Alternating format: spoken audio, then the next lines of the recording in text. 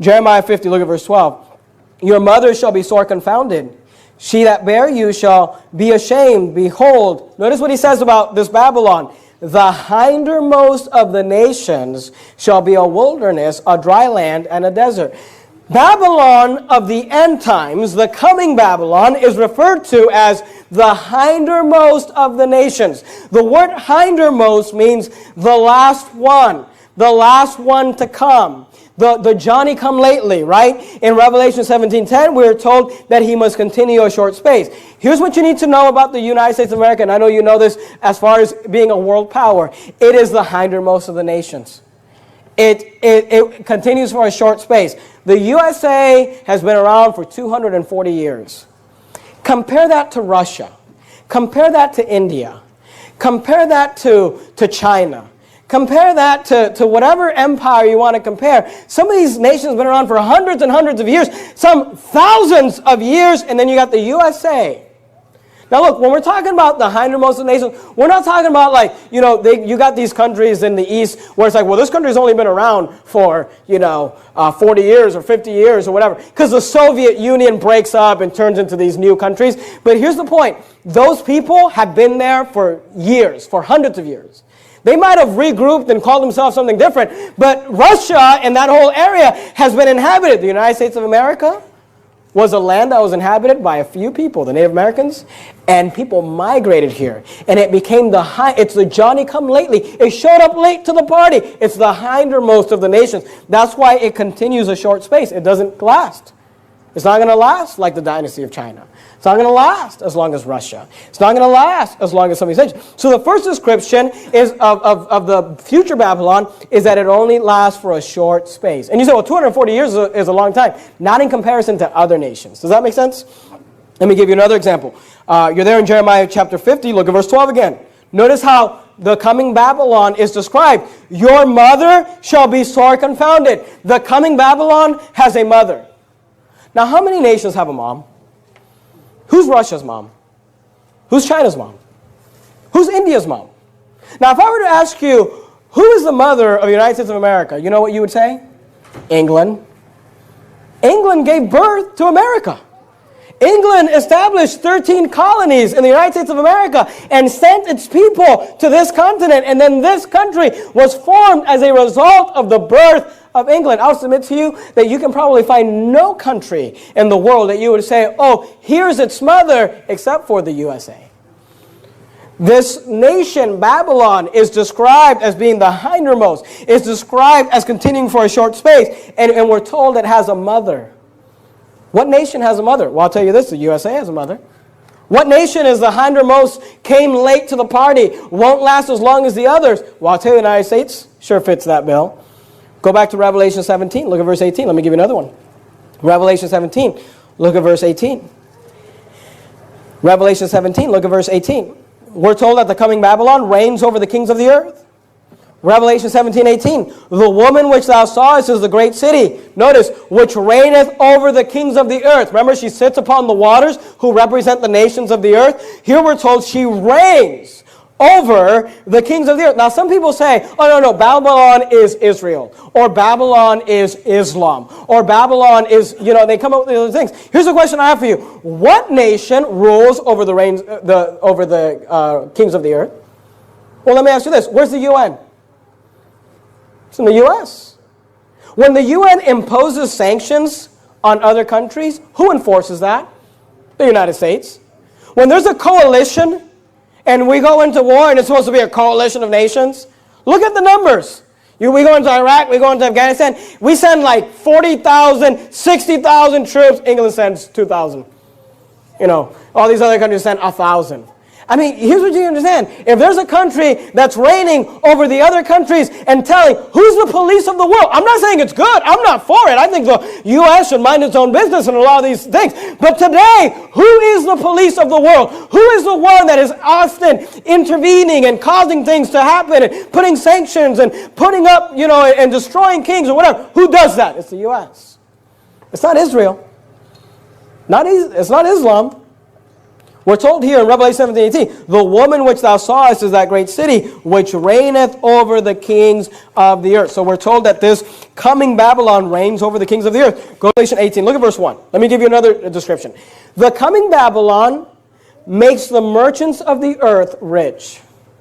The coming Babylon makes the merchants of the earth rich. This is probably the description that we're given the most about. Let's look at it together. Revelation 18, look at verse 1. And after these things I saw another angel come down from heaven, having great power, and the earth was lightened with his glory. And he cried mightily with a strong voice, saying, Babylon the great is fallen, and has become the habitation of devils, and the hold of every foul spirit, and the cage of every unclean and hateful bird. For all nations have drunk of the wine of the wrath of fornication, and the kings of the earth have committed fornication with her. Notice this phrase, and the merchants of the earth are waxen rich through the abundance of her delicacies. We're told that the merchants of the earth became rich through this coming Babylon. Skip down to verse number 11. Revelation 18, verse 11. Notice what it says, and the merchants of the earth shall weep and mourn over her, for no man buyeth their merchandise anymore. When Babylon, the future Babylon, is destroyed, the Bible says the merchants of the earth, they're weeping, they're crying. Why? Because no man buyeth their merchandise anymore. Look at verse 12. And the merchandise of gold and silver and precious stones and of pearls and fine linen and purple and silk and scarlet and all fine wood and all manner of vessels of ivory and all manner of vessels of most precious wood and of brass and of iron and marble and cinnamon and odors and ointments and frankincense and wine and oil and fine flour and wheat and beasts and sheep and horses and chariots. All of that is sold in the United States. Look at this. And slaves and the souls of men. You say, well, we don't have slaves in America anymore. There's a huge sex slave, epidemic going on in the United States of America, where young women are literally being kidnapped and sold as slaves. I think this is definitely describing the USA. Look at verse 14. And the fruits that thy soul lusted after are departed from thee, and all things which are dainty and good and departed from thee, and thou shalt find them no more at all. Notice verse 15. The merchants of these things which were made rich by her. By who? That coming Babylon shall stand afar off for the fear of her torment, weeping and waiting. Let me show you another one. Look at verse 19, same chapter, Revelation 18, verse 19. And they cast dust on their heads and cried, weeping and wailing, saying, Alas, alas, the great city. They're mourning when she was destroyed. Notice why they're mourning. Wherein were made rich all that had ships in the sea by reason of her costliness, and for 1 hour she is made desolate. We're told that the coming Babylon makes the merchants of the world rich, buys the merchandise of the world. Go to Walmart this afternoon. Go to Target this afternoon. Just randomly start grabbing things and looking at the tags. You know what you're going to see? Made in China, made in Taiwan, made in anywhere except the U.S. We are the consumer of the world. And listen to me, if Israel gets destroyed tomorrow, or some Mecca in Islam or whatever, the merchants of the world aren't going to be saying, who's going to buy our merchandise? But if America was destroyed, the merchants of the world would be saying, who's going to buy our merchandise? We drive cars from Japan. We drive cars from Germany. We wear clothes from Italy. We are the nation that consumes. We are a consumer nation. Produce very little, consume a lot. We make the merchants of the world rich. Let me give you another description. Go back to Revelation 18. Look at verse number... we'll look at verse 4 just to get the context. The coming Babylon sits in security and prosperity. Notice Revelation 18:4. And I heard another voice from heaven saying, Come out of her, my people, that ye be not partaker of her sins, and that ye receive not of her plagues. For her sins have reached unto heaven, and God hath remembered her iniquities. Reward her even as she rewarded you, and double unto her, double according to her works. And in the cup which she hath filled, fill to her double. How much? Notice verse 7. How much she hath glorified herself. That's pride. If there's one thing that characterizes America, it's pride.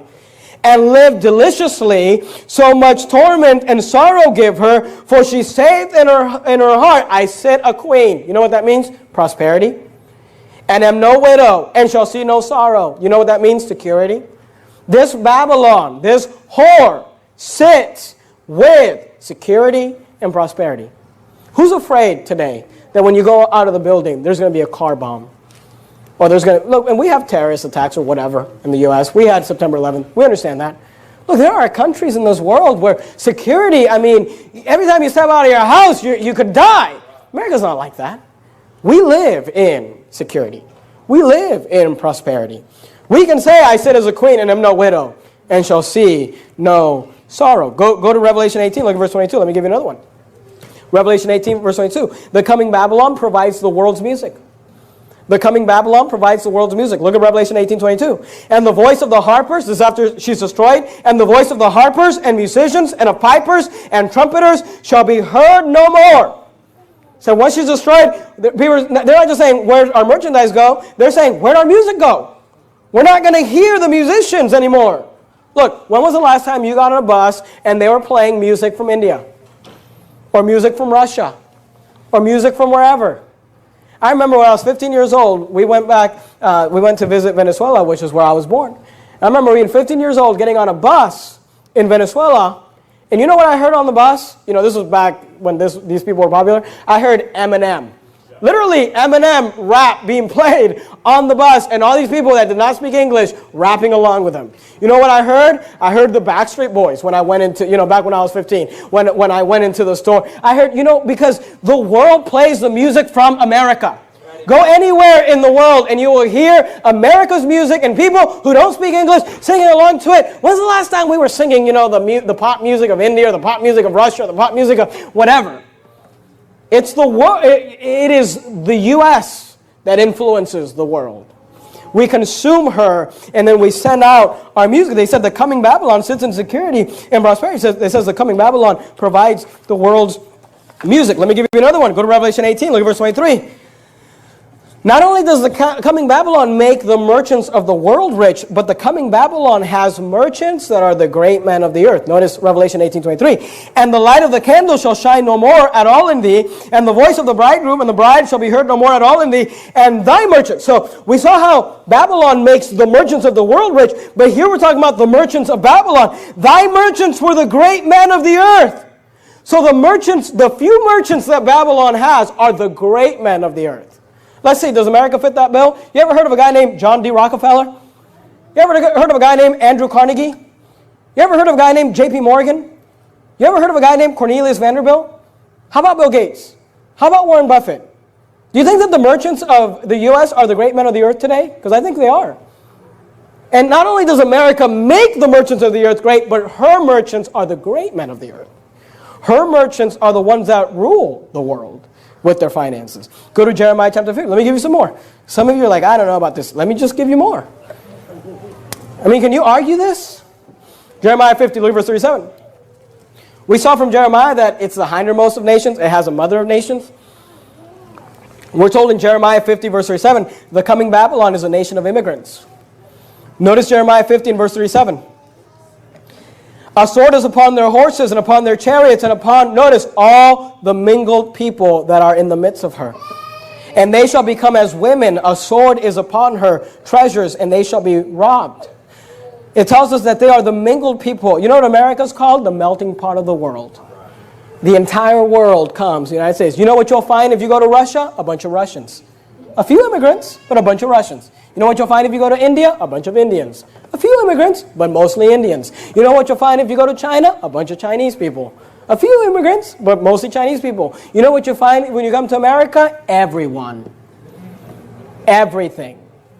They are the mingled people of the earth. They are a nation of immigrants, a melting pot of people. Go down to Jeremiah 51. Look at verse 9. Jeremiah 51, verse 9. We would have healed Babylon, but she is not healed. Forsake her, and notice what they said. Let us go everyone into his own country.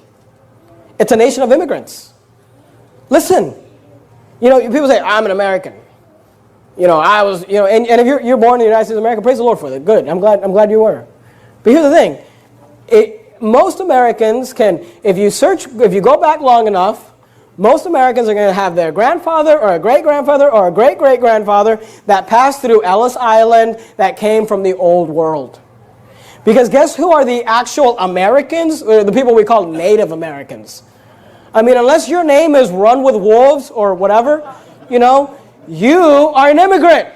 It's a nation of immigrants. The Bible tells us here, they said, let us go everyone into his own country. I mean, how many, people say all the time, oh, I'm Dutch American, I'm German American, I'm this American, I'm that American. Why? Because it's a nation of mingled people. They said, let us go into our own country. Go to Jeremiah. Let me show you another thing. Jeremiah 50, verse 37. Let me show you something else from verse 37. Jeremiah 50, verse 37. Notice what it says. A sword is upon their horses and upon their chariots and upon all the mingled people that are in the midst of her.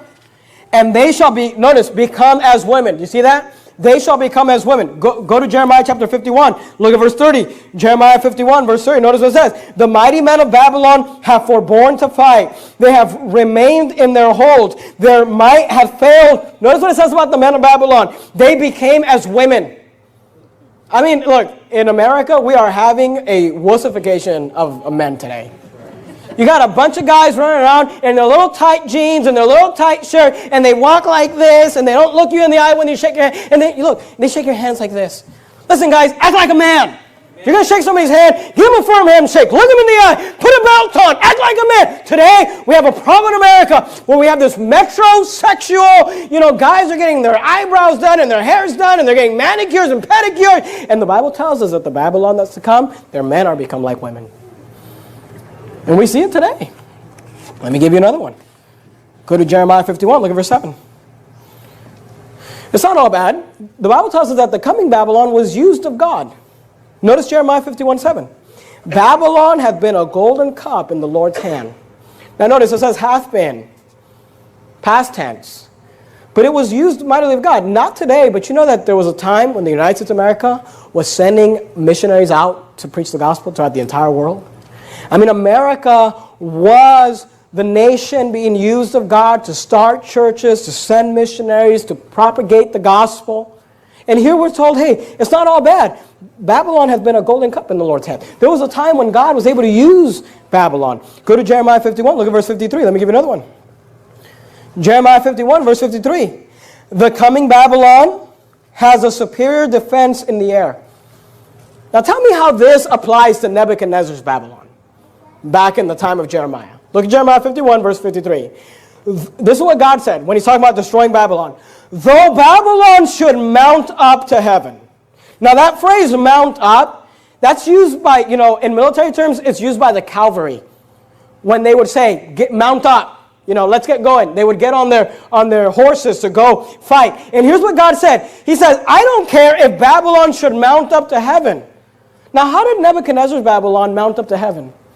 How did they get horses that could fly up in the air to defend it? But you know what? The United States of America does. They're called fighter jets. And we have men that have mounted up to heaven to protect us. And though she, notice, should fortify the heights of her strength, yet from me shall spoilers come unto her, saith the Lord. He says, what if they fortify themselves in the heaven? You know the United States of America has something we call the missile defense system? Or if someone sends a missile this way, we've got missiles that are sent to stop them, to explode them up in the air or whatever, so that they won't hurt us. And we take prosperity and security in that, and we say we got fighter jets that'll mount up to heaven. We say we've fortified ourselves to the height of heaven. And God says, I don't care. When it's time to destroy you, nothing will stop me. But look, that doesn't apply to Babylon. That doesn't apply to the Medo-Persian Empire. That doesn't apply to the Greeks. That doesn't apply to the Romans. But it does apply to the US of A.